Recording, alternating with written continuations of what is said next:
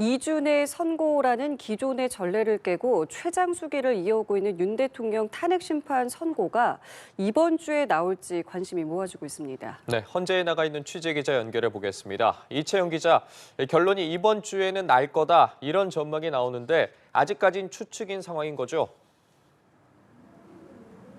네, 그렇습니다. 당초 지난주 선고가 이뤄질 거란 전망을 깨고 3주째 평의가 이어지고 있는 지금까지 선고 기일이 잡혔다는 소식은 없습니다.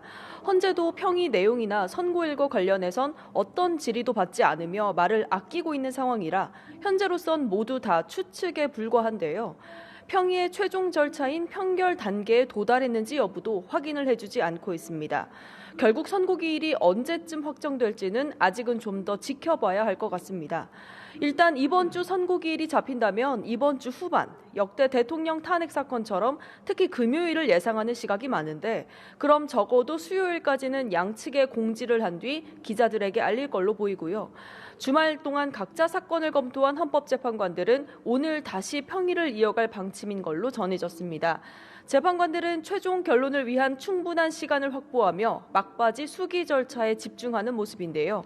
이젠 어느 정도 탄핵 사유 쟁점별로 대통령이 헌법과 법률을 위반했다고 볼 수 있는지 따져봤고 전원일치 결론을 위해 숙고하고 있는 것 아니냐는 관측입니다. 네, 그리고 내일은 박성재 법무부 장관 탄핵 심판이 정식으로 시작되는데 관련 내용도 전해주시죠.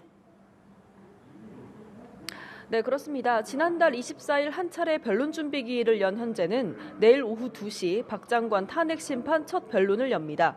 지난해 12월 계엄 선포 전 국무회의에 참석해 적극적으로 반대 의견을 표하지 않아 계엄 결정에 관여했다는 이유 등으로 탄핵 소추된 박 장관은 첫 변론 준비 기일에 직접 출석해 국회 소추권 남용을 지적했고요.